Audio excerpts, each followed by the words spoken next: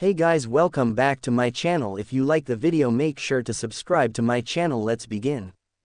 197, 198, 199, 200. Uzumaki Naruto shouted and pushed himself up from his handstand position. 3 days had passed and the blonde had completely recovered from his injuries. As ordered by Sekvera and forced by the black hair maid, Naruto had done nothing during the duration saved for reading books, so it was natural that the blonde wanted to test his new power the moment he woke up the following day. As Sekvera had said, his new devil status had greatly improved his strength. Previously, Naruto could only do 50 handstand push-up, but after turning into a devil, he could do 200, and it wasn't even that hard. As a rook, his physical strength had been greatly improved, making the task not that difficult anymore, but it seemed that he needed to work on his stamina. While the rook piece offered physical strength enough to break tree and endurance that could withstand bullet, it offered little improvement on stamina. After 200 handstand push-ups, Naruto's body was soaked in sweats and he was dead tired, but his arms and stomach weren't that sore. So, stamina, it is then, the blonde said, somewhat out of breath, and poured a bottle of water on the top of his head to cool him down. Standing on the sideline, watching his training progress was none other than the black hair maid named Narberl Gamma. Calmly, she walked toward Naruto and handed him a towel which the blonde accepted with a thank and began wiping his sweat-soaked body. Working on your physical strength and stamina is good for a rook, but you need to work on magic too. While it's true that you can punch a bishop or knight into unconsciousness with just one punch, it's meaningless if you can't hit them. Narberl said calmly before she snapped her finger. In a flash, her normal black and white maid outfit had been slightly changed into a form more suited for battle. A white breastplate appeared on her top, protecting her chest, and midsection white. Her skirt was covered by gold and silver scales. When fighting against a rook, a knight with enhanced agility and a good sense of battle can easily avoid your attack while sapping your strength away. The easiest method to handle such a situation is casting haste on yourself or slow on your opponent. As an Agerza's clan member, you have access to time magic, you just have to practice it. Though Naruto was amazed by Narberl's new appearance, he listened intently without missing a word. Advices from the experienced were extremely helpful, especially for a beginner like himself. Such a method won't work on queen or bishop though, as they are more adept in magic and can easily dispel or repel your magic. Moreover, unlike a knight, they hit you from afar and have various methods to prevent you from approaching, the battle maid said before pointing one finger at Naruto, who looked at her seriously and mentally prepared himself for whatever that was coming. His eyes were wide open and full of concentration, as if he was burning the entire process into his brain. Lightning. Blue thunder danced on Narberl's finger before it shot toward Naruto's chest. A skidding sound was heard and the blonde was pushed back by a meter. The arms he used to protect his chest now had a burnt mark on them. For your information, that is the most basic spell of thunder attributed magic caster. For someone of my level, pushing you to the edge of this training field, or frying you right on the spot isn't impossible. Dragon lightning, the battle maid continued before pointing a palm toward the sky. Blue lightning danced across her body before a writhing dragon made from lightning shot toward the purple sky above. Naruto looked at the dragon-shaped lightning in awe before gulping in slight fear. The blonde had little doubt that he would be roasted if he took that magic head-on. To fight against a bishop, you will need to work on your agility to avoid their magic and quickly close the distance between you and them. Magic resistance is also needed to survive through wide-range magic. Other method is to work on your magic power and ability. A veteran magic caster is able to use various protection magic like invisibility, teleportation, dimensional move and so on, so having magic like magic detection, silence, is recommended. Narberl explained before demonstrating said abilities herself to better show Naruto what an accomplished magic caster was able to do. From the beginning to the end, the blonde never took his eyes off Narberl's elegant and delicate form as she casted one magic to another, intending to burn the lesson she was giving him into his memory.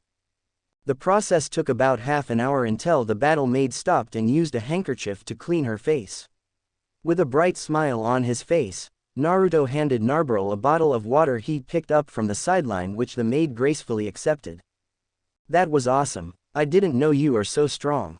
As a battle maid of the Agar's clan and young lady Sikvera's bishop, I must be capable of this much.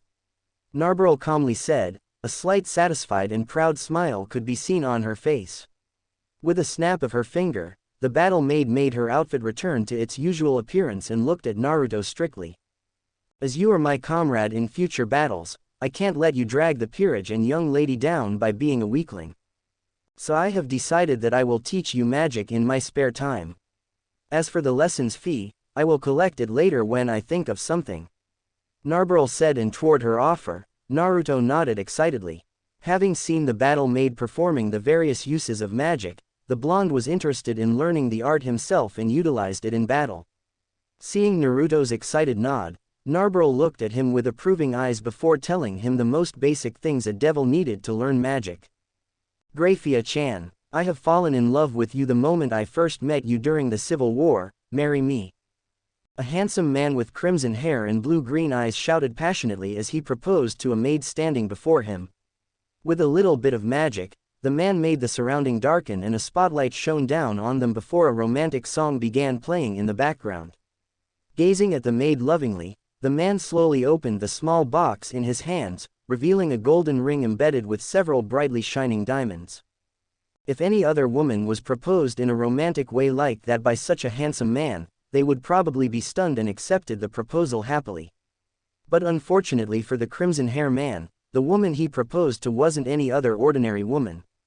Letting out a tired sigh, the silver hair maid released a portion of her magic power to return the office its usual appearance before glancing at the crimson hair man. This is the 69,696th time you proposed to me, Searzex-sama. Do you ever get tired of doing this? The maid with ruby-red eyes named Grayfia calmly said, and the crimson hair man stood up. Though his face showed that he was sad, the man who had experienced being rejected 69,696th times quickly recovered and smiled gently at the silver hair maid. Since the time limit is quickly approaching, I figure I need to make the best out of it.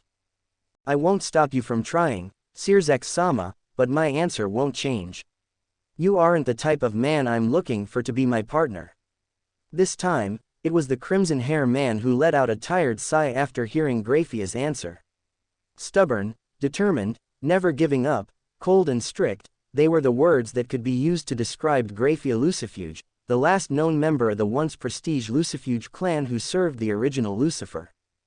200 years ago, a civil war had broken out in the underworld between the new Satan faction who waned to preserve peace and the old Satan faction who wanted to continue warring against the angel faction and the fallen angels faction. Grayfia and her clan were part of the old faction before the silver hair maid betrayed them and turned to the new faction, giving away important, strategic info that helped them achieve victory. However, even though Grayfia had contributed a huge part to their victory, no reward was given and the last Lucifuge was instead shunned by a large majority. While it was confusing and unreasonable, when looking at the devil's characteristics, the reasons for Grayfia's situation were quite simple. Devils were usually long-lived and had low birth rate, so their society was full of traditionalists and closed-mind devils living from ancient time when rules were extremely strict.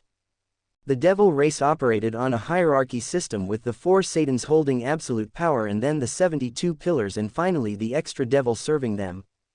To them, a devil of lower class must have absolute loyalty toward devil of higher rank, and even the slightest act of disobedience would be met with punishment. As such, Grayfia's action of betraying her own clan and lord, the Lucifer clan, was seen as disgusting and unacceptable even if it was for the better of the whole devil race in the end. If Ajuka, Seraphal, Falbium and Searzex himself hadn't stood out for her, using their new status as the 4 great Satans to vouch for her, Grayfia would have been executed or banished long ago. To outsiders, Grayfia was a traitor to her clan and lord, but as someone who had befriended the silver hair maid for almost 200 years, Searzex knew the real story behind her action and he couldn't help respecting her for it. That dream, it will cost you your happiness in the future, Grayfia-chan. The crimson hair man said softly, a sad look on his face as he gazed at Grayfia's cold, yet elegant expression. The silver hair maid took a step back to avoid Searzex's hand which was about to caress her cheek and politely bowed to him. My happiness is the least of your concern, Lucifer-sama. As long as I can achieve my dream, no, my goal, I have no need for personal happiness. Grayfia exclaimed, a bit loudly before she excused herself out of the office. Left standing alone in his own office, Sears X Lucifer gazed sadly at the door before looking out the window. If there are someone out there who can melt Grayfia's frozen heart, please appear soon, the current Lucifer, one of the most powerful figure in the underworld, muttered while looking at the busy street of Capital Lilith from his office's window, his mountain of paperwork laid forgotten on his table. Not doing any better than her older brother, Rias Grimori let out an exhausted sigh after she finished listening to the reports given by her familiars. It had been 4 days since the search started and the location of Uzumaki Naruto was still unknown to them.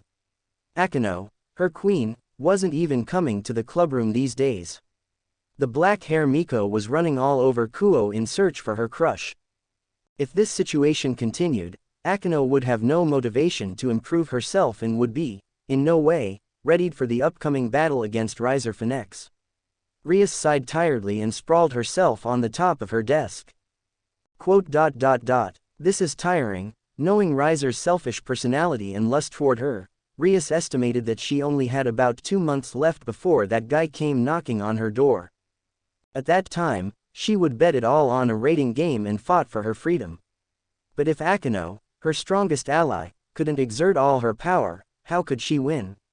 Though Rias had recently recruited the legendary Security and a nun with Twilight Healing, those two were just reincarnated, they needed time to grow. Time that she didn't have. I hate you, Uzumaki Naruto. Should we extend our search to the neighboring areas, Bucho? Rias's knight, Kiba, asked with a concerned look on his face.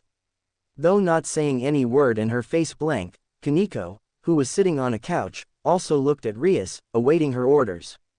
Letting another deep sigh, something she seemed to do a lot lately, the redhead smiled when she saw the concerned look on her peerage's face before shaking her head. We should look around Kuo properly one more time before doing that, look around the airports and seaports to see if Naruto has gotten out of Kuo, Kiba. Kaneko, ask Akeno for something from Naruto and try to sense him. Rias ordered and stood up, intending to have a shower to calm herself down before continuing the search. However, just when she was about to open the door to her shower, a familiar voice said in her head and the content made Rias's eyes widen in both surprise and joy. I will come immediately. The redhead all but shouted before a magic circle bearing the symbol of Grimori appeared in the air. It was a telepathy spell and its target was none other than her best friend, Himehime Akeno. Akeno, we have found Naruto. Walking through the street of Kuo slowly while looking out for a certain someone, Himehime Akeno suddenly stopped when her eyes landed on the shrine in the distance. It was where she lived in Kuo, an abandoned shrine with little to no visitor throughout the year. But the black-hair Miko didn't really care about that. The reason she wanted to stay in a shrine was because in the past, she and her mother had also lived in a shrine before that incident happened. I also met Naruto at the shrine, Akeno thought sadly as memories of the day she and the blonde met each other played out in her mind, still livid and clear as if it had just happened. Humming an unknown song with an innocent expression on her face, little Akeno who had just turned 8 looked at the beautiful blue sky above as she enjoyed having her hair combed by her mother. Sitting behind Akeno, gently combing her daughter's lustrous black hair was none other than Himehime Shuri, a beautiful woman in her late 20s who looked no different from Akeno when she grew up. The sky is so beautiful today, Okawa-chan. The little girl exclaimed excitedly when she saw a bird flew by. It's because today is your birthday, Akeno, Shuri said while tying her daughter's hair into a ponytail with a black ribbon. Just then, however, the older woman sensed a group of 3 people entering the shrine, and one of them was a boy of Akeno's age. Suddenly having the urge to tease her innocent daughter, a mischievous smile appeared on Shuri's face and she covered Akeno's eyes with her hands. They say every wish you make during your birthday will become true. Why don't you wish to meet your destined one, Akeno? I want to meet my future son-in-law, the older woman said with a slight hint of mischievousness, but it went unnoticed by her daughter who was pouting cutely. If any wish is possible, then I want to be with you and Dad forever, Okawa-chan. No, wish for your boyfriend to appear before you now, Akeno. I want to meet my future son-in-law sooner so I can dote on him too. Shuri said as she looked up to see a family of 3 looking at her confusedly. The father was a handsome man with spiky blonde hair and azure eyes, while the mother was a beautiful, slender woman with lustrous red hair and blue eyes.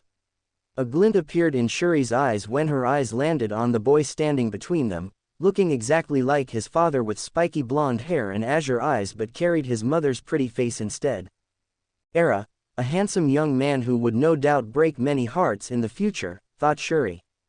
Then I wish for my hubby to appear before me, the young girl, with no other choice left, wished with a pout on her face. Her voice was a little low though, and so, only Shuri could hear it. With a gentle on her face, the older woman then gestured for young Naruto to come over, who did after asking for his parents' permission. Then with a mysterious smile on her face, Shuri uncovered Akeno's eyes and looked at the young couple with a mischievous expression. Realizing her intention, the red-hair woman also dragged her husband to a side and watched the pair with a smile on their face. Feeling her eyes no longer covered, little Akeno opened her eyes, expecting nothing only to widen her violet eyes the moment she saw a boy with blonde hair and azure eyes standing in front of her. Are you really my future hubby? For a moment, the young girl could only stare at the boy, dumbfounded and amazed by what had just happened, but then she asked with a small, adorable blush on her face. What is a hubby? Young Naruto asked back with a confused look and a cute pout on his innocent face. Silence reigned for a moment before little Akeno broke out chuckling. I'm Himehime Akeno. What is your name, hubby? Then with a bright smile, she asked. The name is Uzumaki Naruto. Nice to meet you, Akeno-chan. Young Naruto answered with a bright smile while pointing at himself with his thumb. While their first meeting was quite hilarious, Akeno and Naruto became great friends after that. Various things happened, and before the black-hair Miko knew it, she had somehow developed a crush on Naruto. Shaking her head at the fond memory, Akeno was about to head to another place when Rias's familiar voice rang in her head. Akeno, we have found Naruto. The black-hair Miko stopped dead in her track before her mind successfully processed the information and her eyes widened in joy. Not even doubting Rias, Akeno rushed toward the nearest valley and disappeared into a teleportation circle. When she appeared at the clubroom for the first time in a while, instead of Uzumaki Naruto, what greeted Akeno was her king, standing inside a teleportation circle. Looking at Rias with eyes full of hope, the black-hair Miko calmly and slowly walked up to her heart beat wildly in her chest. Trust me, the redhead muttered with a gentle smile on her face before the two disappeared in a shower of red light. When they appeared through the other end of the teleportation circle, it's inside of the student council office, and the person they saw talking to Sona was Episode 2, A Devil in the Underworld. While Uzumaki Naruto and Narberal Gamma were having a mock battle to help the blonde rook adapt to his new power, Sikvera Gers, their king, was having a conversation with Sona Citri. Sitting opposite the young blonde was a pretty girl with her black hair cut short, wearing a pair of glasses over her violet eyes. It's nice to see you again, Sona.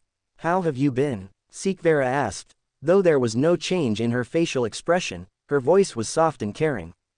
Rias Grimori, Sona Citri, Saraorg Bale and Sikvera Gers were young devils of the same generation who were called the Rookies 4.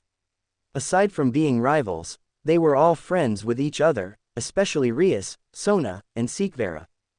I have been fine. Unlike you, I have quite a bit of free time, the black-haired girl said while accepting a cup of tea offered by her queen, Tsubaki Shinra.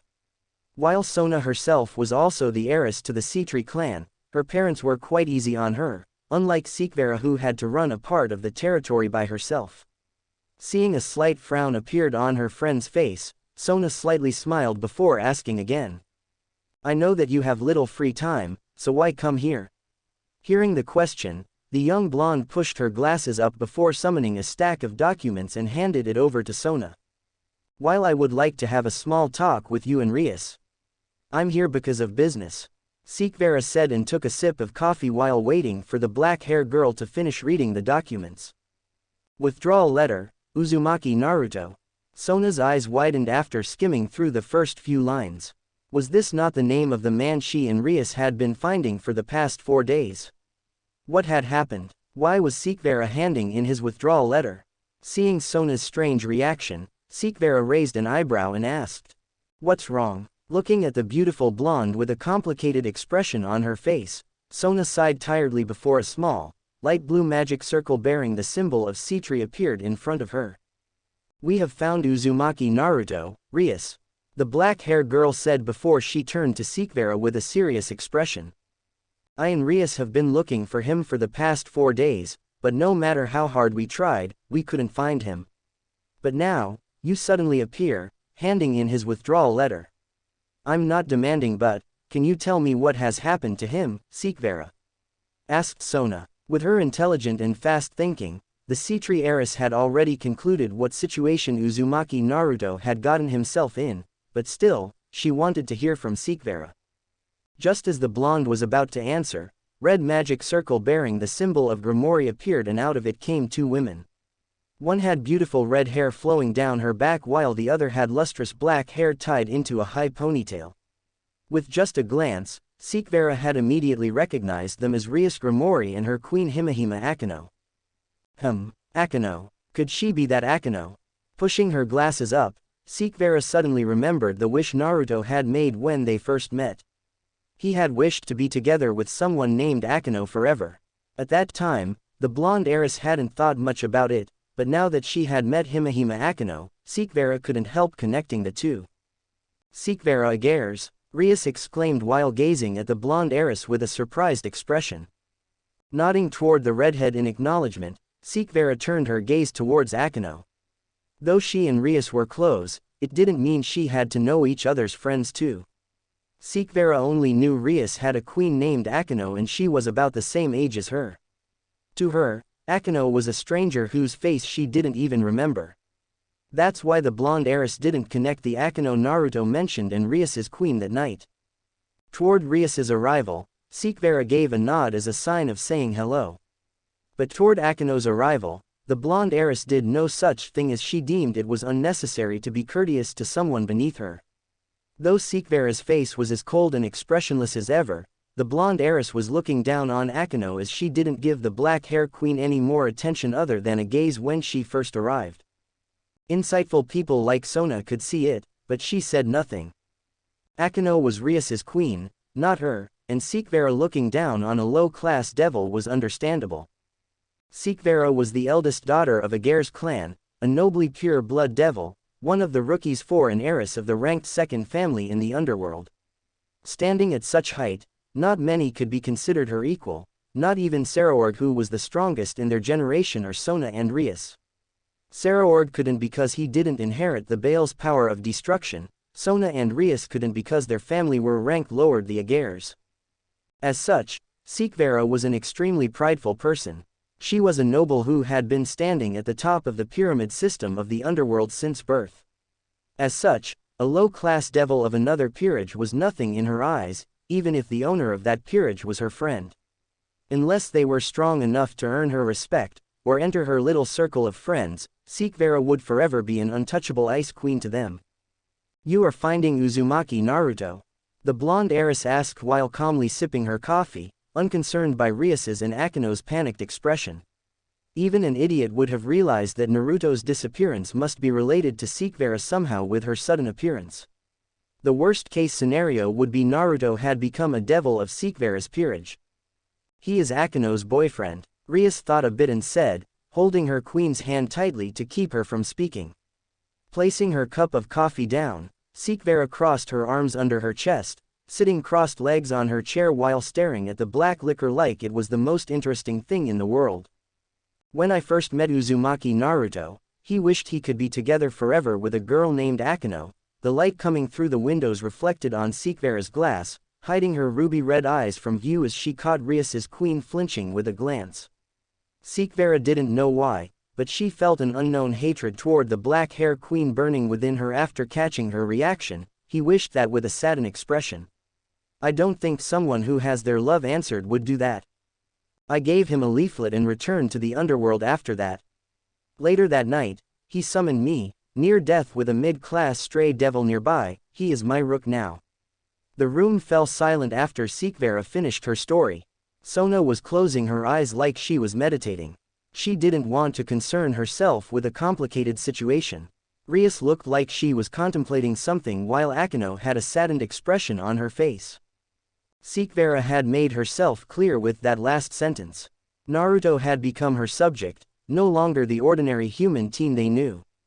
They needed to get her permission first before getting to Naruto. At least, he is safe, Rias thought to herself and glanced at Akeno, seeing the black hair queen's relieved sigh. Naruto had become a devil, contrary to Akeno's wish, but becoming a devil is better than dying. Sik-chan, can I? No. Even if you offered your security, my answer would still be no. I see. Rias Grimori let out a disappointed sigh before releasing Akeno's hand. She had done all she could. Even if Sikvera wanted to trade Naruto for Issei, Rias wouldn't agree. She might want Akeno to be happy with Naruto in the peerage, but comparing to the security with unlimited potential, the blonde was nothing. Thank you very much, Ageru-sama. If Naruto died, I wouldn't know what to do. Akeno stepped up and said sincerely with a deep bow toward Sikvera. Not paying Akeno any attention, the blonde heiress calmly looked at Sona like she was expecting something. I will handle Naruto's withdrawal. The Sea-Tree heiress calmly said. Thank you. Sikvera stood up. A gray magic circle with the symbol of Ageru appeared under her foot. Come to my palace when you have the time, Rias. I have something for you. The blonde heiress said with a slight smile before disappearing in a flash of white light. Seeing her smile, Rias also smiled and nodded. Me. A welcoming party for me. Naruto with his upper body naked and full of sweats after finishing his training said, surprised. Yes. Young Lady Sikvera is one of the most famous individuals in the underworld, her every action is watched and judged by all of the underworld.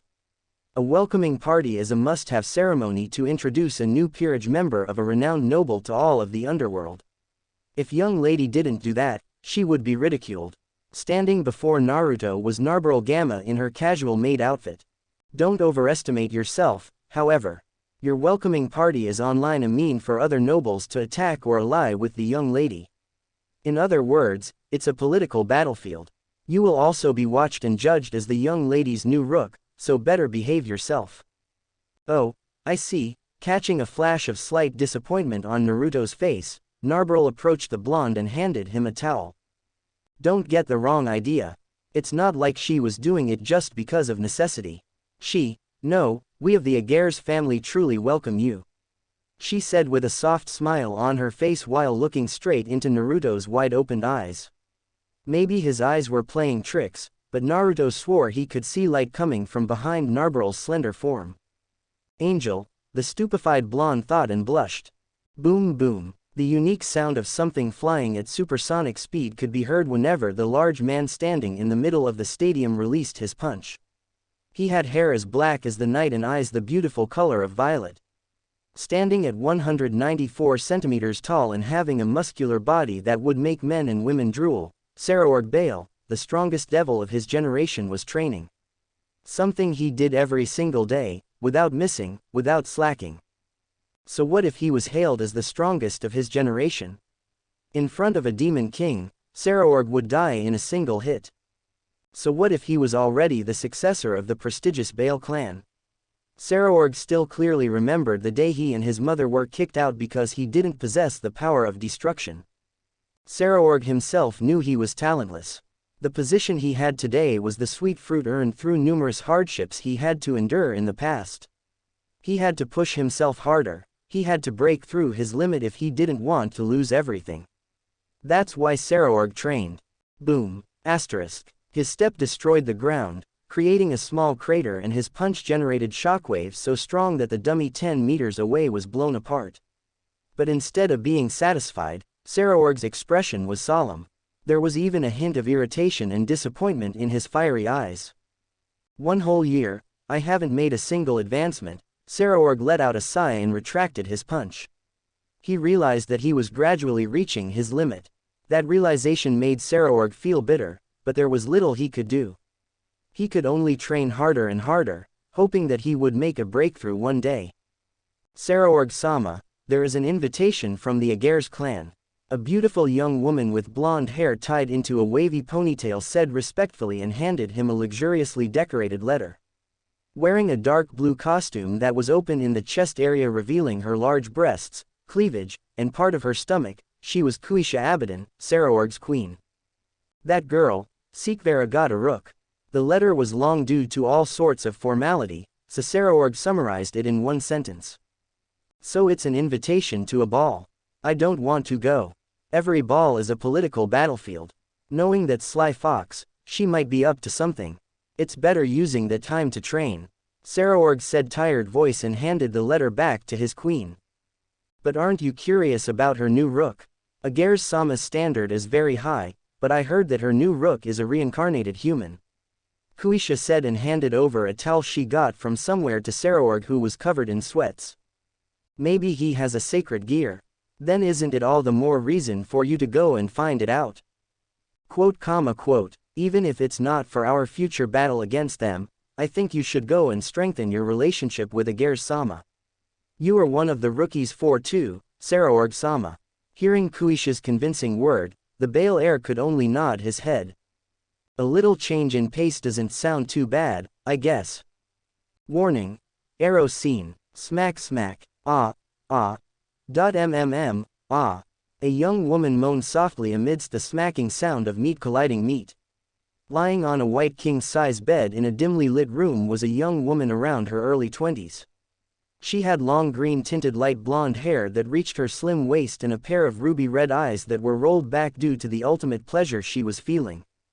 Without a single piece of cloth on her sexy, matured body, the young woman laid on her side, her back against the chest of her master, her left leg raised high, being supported by his left arm and her big breast fondled by his right hand.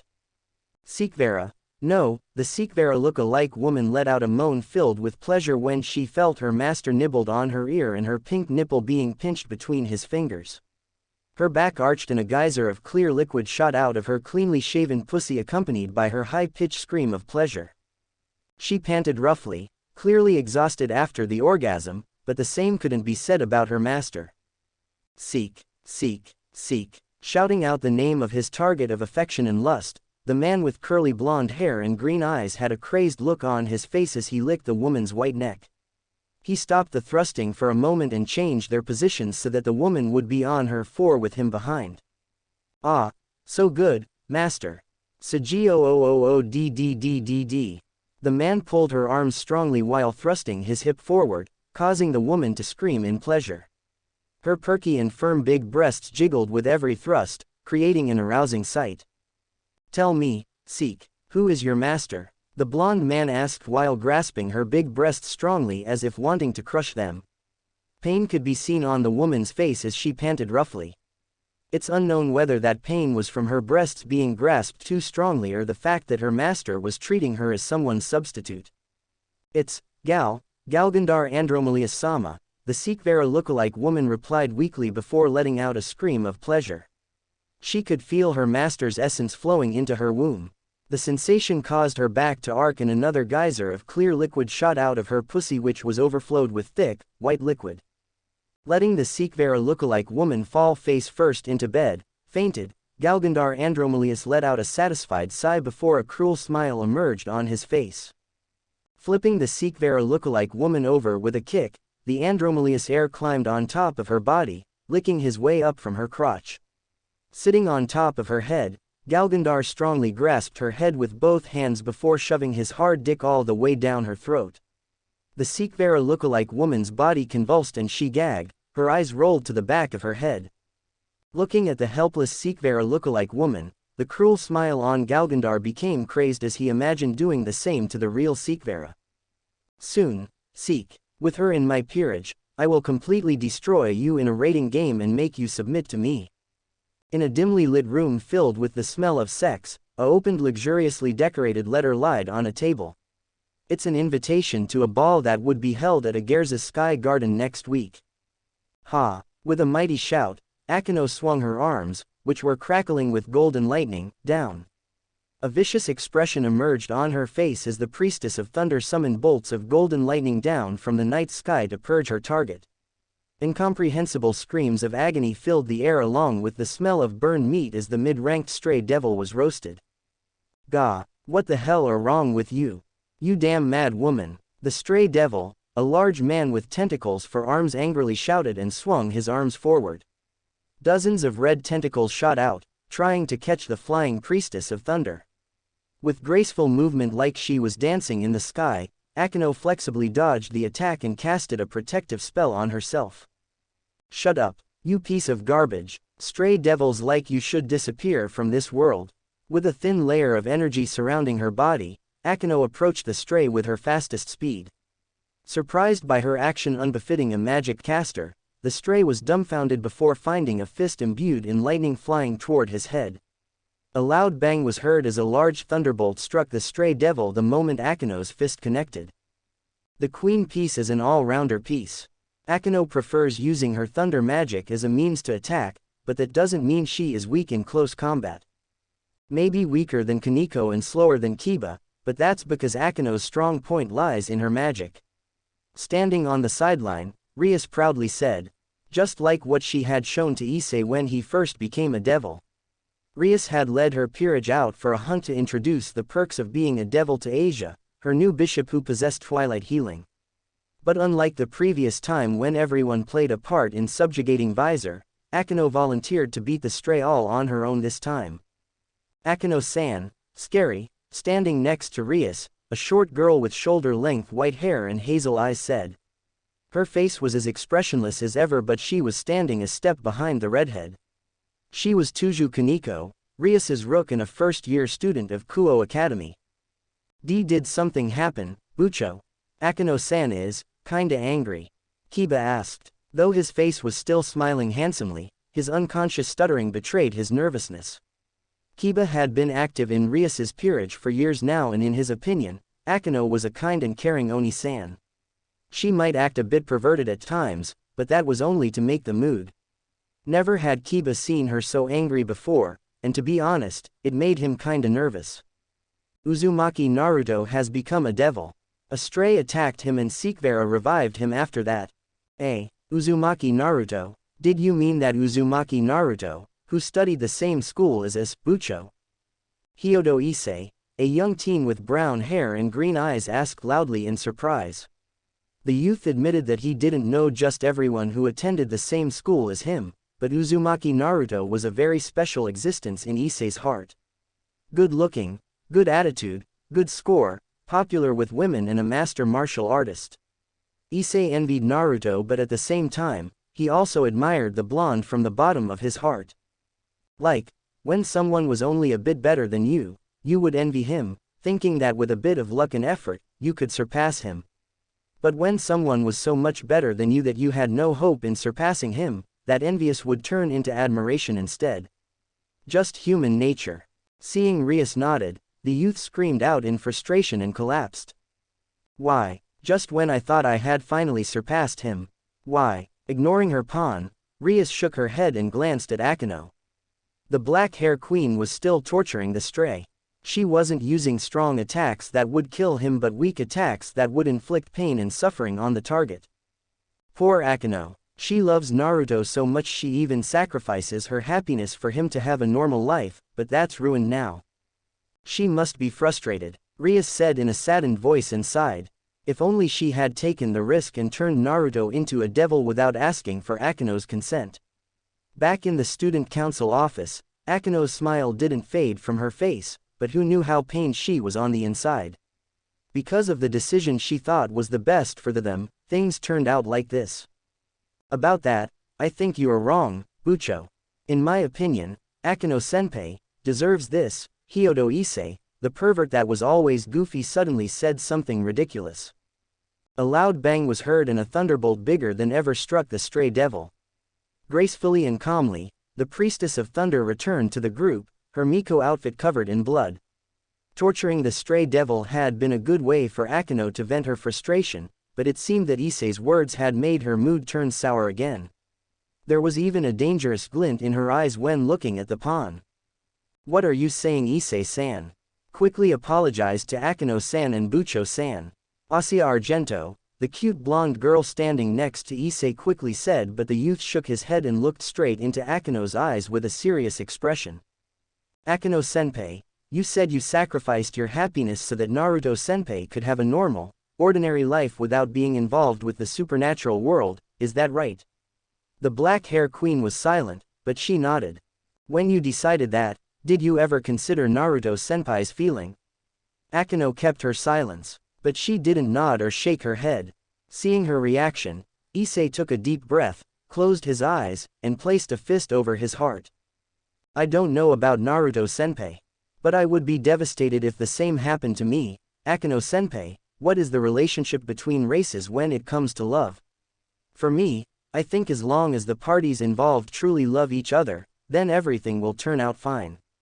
Oblivious to the amazed stares he was getting from his colleagues, Issei took a deep breath and looked at the starry night sky above with a sincere smile on his face. If I had a shorter life than my lover, then I would cherish her more because of the short amount of time I had. I would love her and be happy with her, so that I could close my eyes peacefully and send her away faithfully, with no regrets when the time came.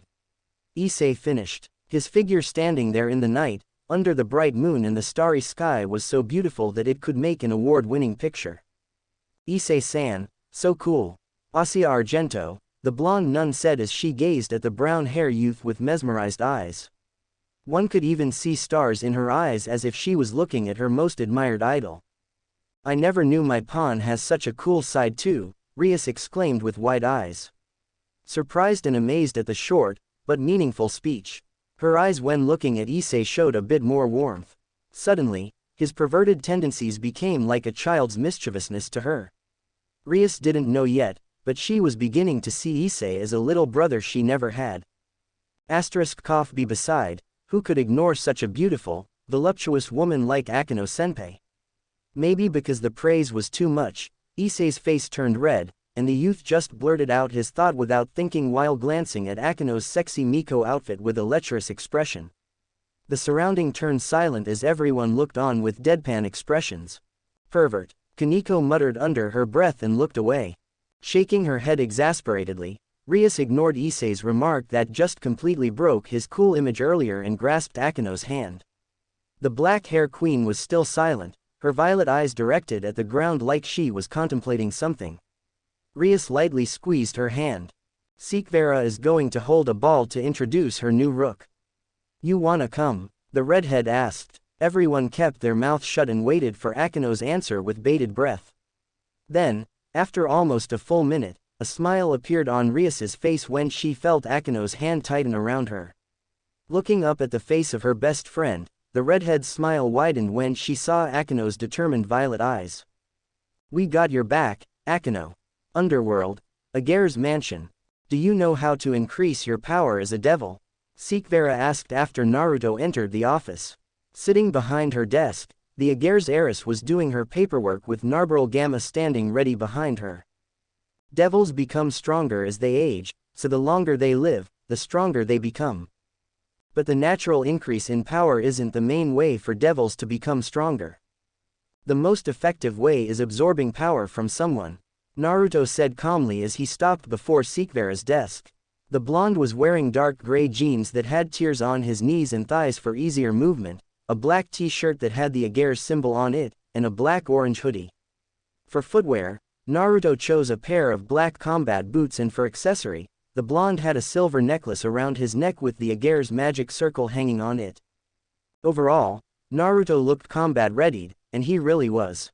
His clothing might look ordinary but was made with the same material used to make Narberal's outfit, and by the best tailor too. The material was called demon spider silk. Not tougher than metal, but it was stronger than leather and very flexible. His necklace, on the other hand, was the most extraordinary thing he had on his body. It was something personally crafted by the best craftsman in the underworld as requested by Sikvera Ageres. The heiress said it was something that every member of her peerage had. According to Sikvera, she actually requested a set consisted of a necklace, a ring and a bracelet, each with a different effect on the wearer. But it had only been a week since Naruto joined, so only the necklace had been finished. It came with various magic necessary for daily life like cleanse, telepathy, body temperature conditioning embedded in it. Aside from having the best equipment available for a low-class devil, Naruto had also become stronger by himself. His body was still lean, but under his cloth were rock-hard muscles that packed more than just a punch.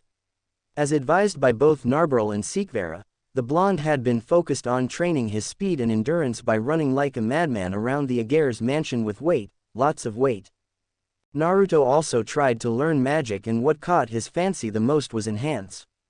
The blonde thought instead of launching a fireball that did the same damage as his punch after slowly building up his magic power for months, why not just upgrade what he already had? Toward his thought, both Sikvera and Narbrel nodded their head in approval. They even gave him a book about the origin of enhanced magic and its variations. In his last spar against Narbrel, who was comparable to a high-class devil, Naruto had even managed to hit her once even though the maid had gone all out. In the past, devils wage war with other races, including human, to absorb their power. But after the 1,000 Years' War ended with a truce between all races, the old devils turned their fangs to the weaker member of their own species, adopting cannibalism to enhance their power. This has later led to the Devil Civil War between the new Satan faction devils and the old Satan faction devils. The new Satan faction devils won and changed the method to doing contracts in exchange for a portion of the contractor's power. Seeing that Sikvera was still silent, Naruto spilled out a summary of what he had learned about the devil. Only then did he see the heiress nod. Letting out a sigh of relief, the blonde was proud of himself for meeting his king's expectation. Right, usually, new devils have to hand out flyers to find their own contracts first, but your situation is different. You have me, a ruler, as your king. Sikvera said calmly and looked into Naruto's eyes. Knowing that she was expecting an answer, the blonde thought carefully her words. His king was Sikvera Ageres, a high-class devil with a sizable territory in the underworld, but what's the difference? She was someone who was always busy with paperwork, her peerage was always away for job, and Naruto's eyes widened when realizations hit him. You receive contracts from the devils living in your land. That's why we don't have to find our own contracts and can receive it from you instead, right? The blonde answered with a smile on his face.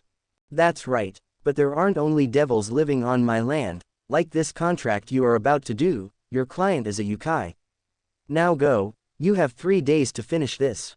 Narbrel Gamma will accompany you. Sikvera said and handed an old contract to Naruto. It wasn't a contract that was forgotten for a long time, but a contract that was written on a worn-out, old paper. Exterminate the monster around Hilma Yukai village and investigate the cause behind the disease in it. The blonde read out the content written on the contract and furrowed his brows, a solemn expression on his face. Naruto nodded and held the contract tightly in his hand. He glanced at Narbrel. Wait for me at the mansion gate. The maid said, and with that, Naruto left the office. Still looking straight ahead, Narbrel asked a question that had been plaguing her mind since her king handed the contract over to Naruto. Why give him an A-rank contract for high-class devil, young lady? I may accompany him on this, but I can't guarantee his safety if the mission turned out to be harder than expected. Naruto needs a major crisis to make a breakthrough, Narbrel. Can't you feel it? That stealthily hidden energy inside him. Sikvera said calmly, but when she saw the maid still had a worried look on her face, she lightly laughed. Just 1 week and he has already managed to steal the heart of my bishop. Maybe I should prepare another bishop just in case. What are you talking about, young lady? Naruto is only my disciple. I will never leave your side. Narbrel loudly exclaimed with a red face like she had been wronged. It's a joke, Nabe. No need to worry though, Bayfiel is also heading there.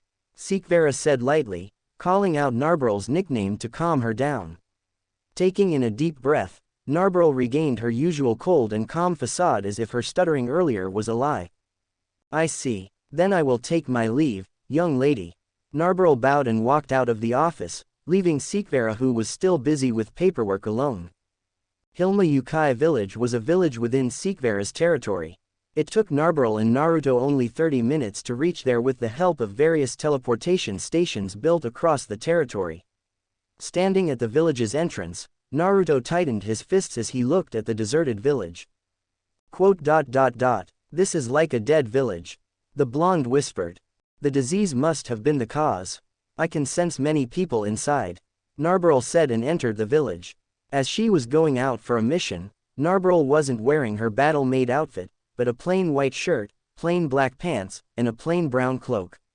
She looked just like any adventurer out there, but her outfit, like his own, was made from the demon spider's silk. Let's go meet the village chief then. Because the villagers were staying inside, the road was wide open for Naruto and Narberl. It didn't take them long to reach the village chief's house. Welcome to Hilma village, nobles of Agares. A child with straight black hair wearing a red and white kimono solemnly said and bowed. On top of her head was a pair of black fox ears and behind her back was big, bushy tail which looked soft to the touch. I'm Nagato Hilma, daughter of the former village chief. The girl said, her face expressing little to no emotion even though she was still a young girl. Hope you liked the video. Thank you.